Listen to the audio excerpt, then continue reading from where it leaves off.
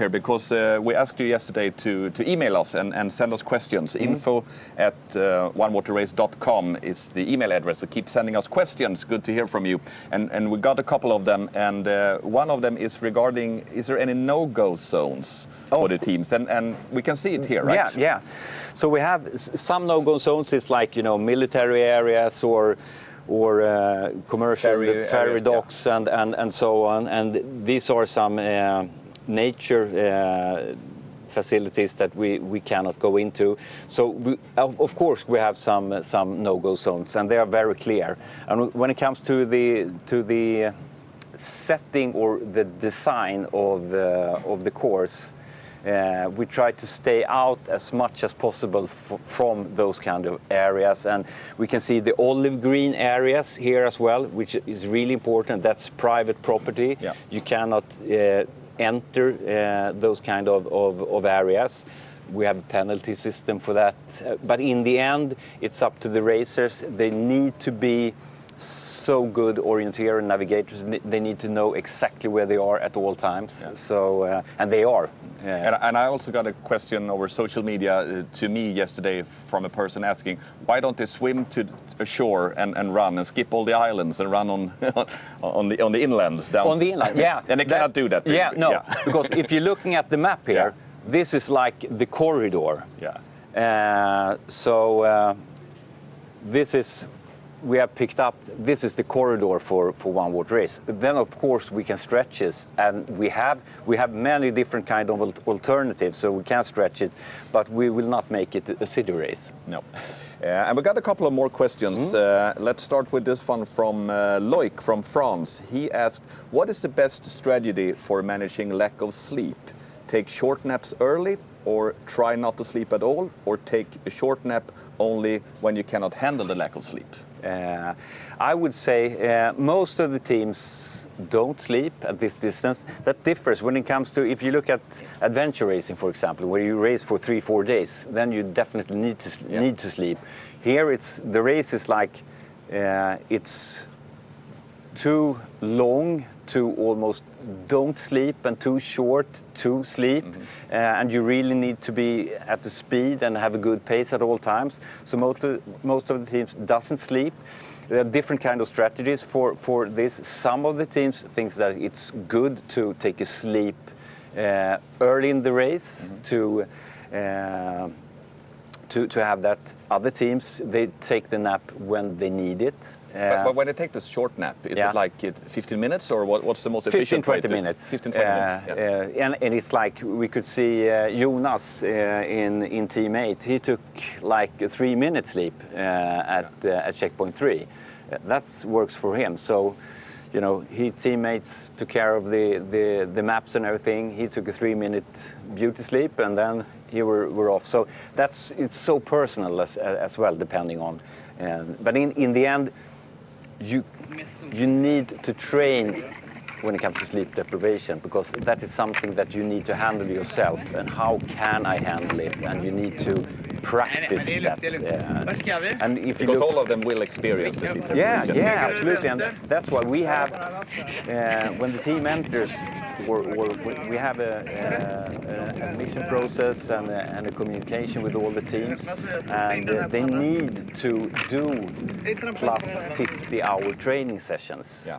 Because they can swim and they can run, that's for sure. They can navigate, but when it comes to sleep deprivation, you need to practice that. It's like Jessica Harrison from France. She took a 52-hour training session herself this spring, just to get to know her body and mind better, and we all know, sleep deprivation is like me after 12 hours. It's like I was just going to ask you, how much do you want a 3-minute sleep right now? Well, I tried. My strategy is, it's first I don't want to sleep. Well, of course I want to sleep, but I try to take small naps, like 5-10 minutes, or I get 15 minutes, and then I just Okay, so you don't see dragons and stuff like that yet? Not yet. Not yet. They might come. I don't know. But that's also for me. It's I want to be. I would like to be out there racing. But for me, we're doing this together as well. I know the team so well, and so that's a big part of my time here as well. Yeah. We got another question from Paul in the UK. He's asking, what is more important, a good swimmer or a good runner? A good swimmer, for sure. In the end, you definitely need to have. You don't need to be 3 good swimmers. Of course, you need to be good.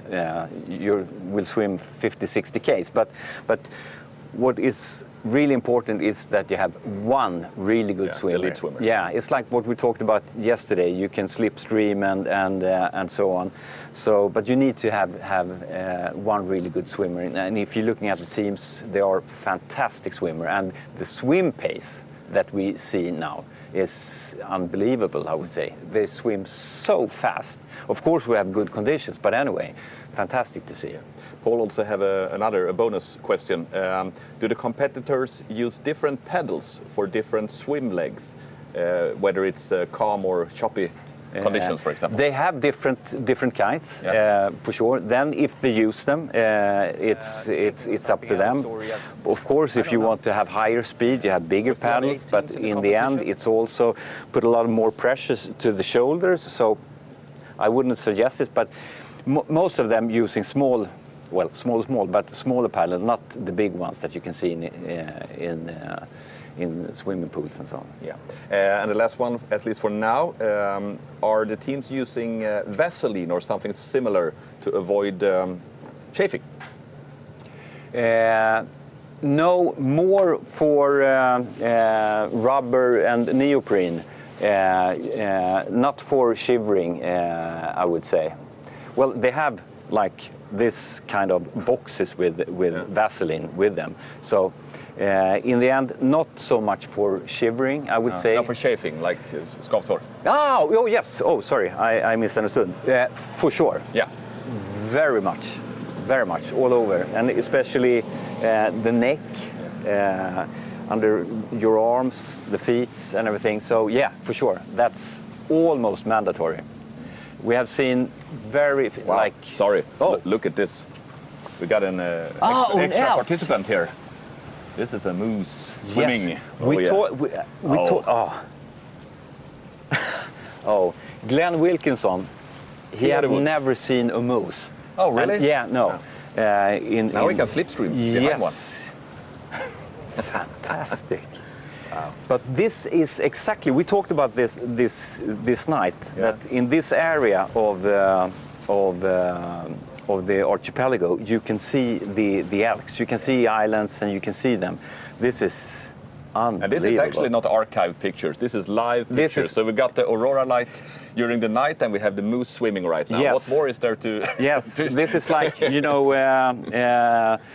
the älgvandringen. Oh yeah. But in another perspective. Yeah, it's a mix-up between the two now. Yeah. Fantastic. Super.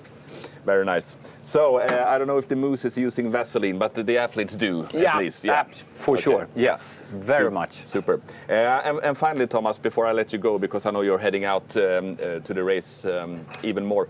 Looking ahead now, we got Team 6 now in the lead, maybe 10, 15 minutes or so before Team Australia, who might be struggling with a bit lower confidence right now. What do you see when you look ahead?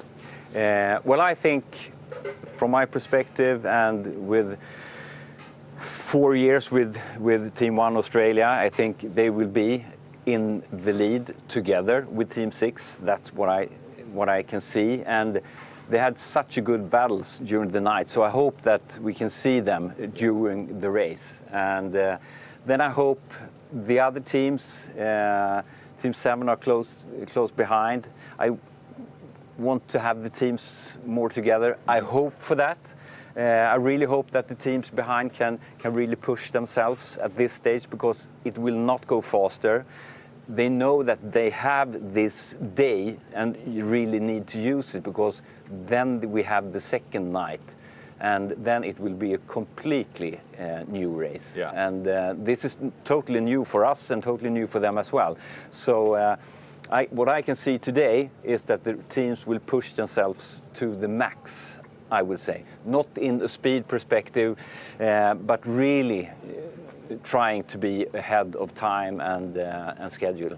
Yeah, and as you say, from time to time, it's after 36 hours the race starts. Yeah, that's for real. That has been the fact the first 4 years. It might change because we changed the starting time, but normally I would say that after 36 hours, and that would be like tonight, tomorrow morning at 4 o'clock. Then we enter the 36 hour. So Good. So let's follow the teams, the top teams, and see what's happened. They are getting closer and closer to Rundmarö. We are now going back to some live pictures to follow the teams.